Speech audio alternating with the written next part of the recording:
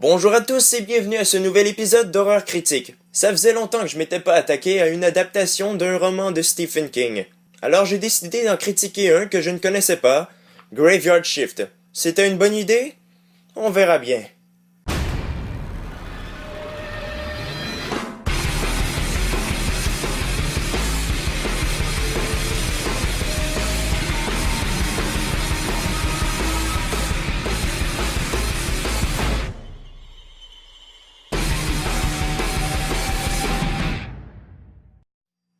Engagé dans une usine de textile, John se heurte rapidement à son patron, un homme brutal qu'il surprend dès son arrivée à malmener une des employées. En représailles, celui-ci affecte John au service de nuit.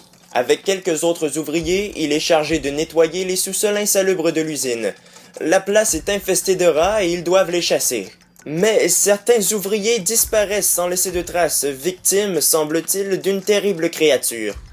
Graveyard Shift, ou Poste de nuit en français, est d'abord une nouvelle de Stephen King, parue dans son recueil Danse macabre.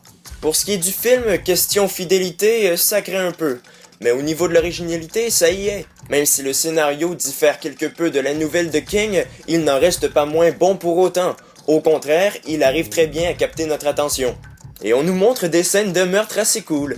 Bon, il y a des personnages très peu élaborés ainsi que quelques petites facilités scénaristiques, mais sans abus non plus. Et ceux qui ont une haine profonde envers les rats seront ravis.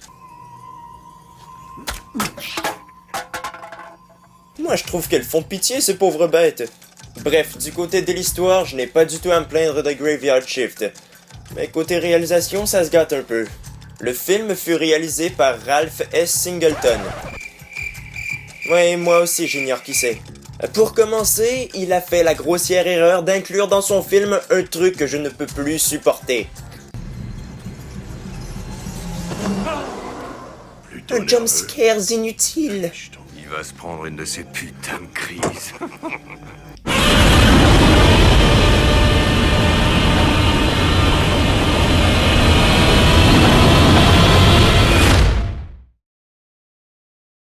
Pardonnez-moi, je reprends. Mis à part ces foutus jumpscares inutiles, Graveyard Shift est également malheureusement dépourvu de toute ambiance, malgré son très bon scénario.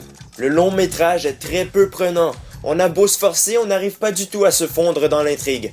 Les effets de tension et d'angoisse sont quasi inexistants, et s'il y en a, ils sont pas du tout réussis. Et pour couronner le tout, le film possède une VF à chier, alors je vous recommande grandement la version originale. Quant aux acteurs, ils sont peu connus, ainsi que peu crédibles. Surtout Stephen Macht, qui se veut être le contremaître dur à cuire. Il m'est totalement impossible de prendre ce mec au sérieux avec sa sale gueule totalement cliché. Non, le seul qui mérite vraiment d'être dignement cité dans ce film, c'est le seul et l'unique Brad Dourif. Voilà. Il interprète l'exterminateur de rats. J'aurais préféré cependant qu'il ait un rôle plus actif. Il est peu présent dans le film, c'est dommage. Par contre, je n'ai rien à redire au niveau des effets spéciaux. Ils sont très bien, tant au niveau violence... Carmichael! Allez, donne ça mieux! Ah, j'ai mal! Aidez-moi! qu'au niveau monstre.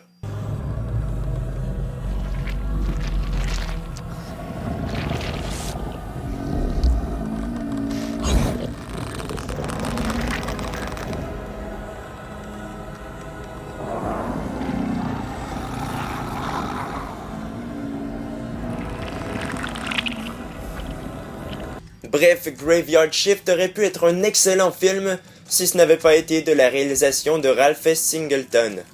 Il aurait fallu choisir un mec qui sait comment faire peur, mais non, à cause de lui, le film se mérite une note de 6 sur 10.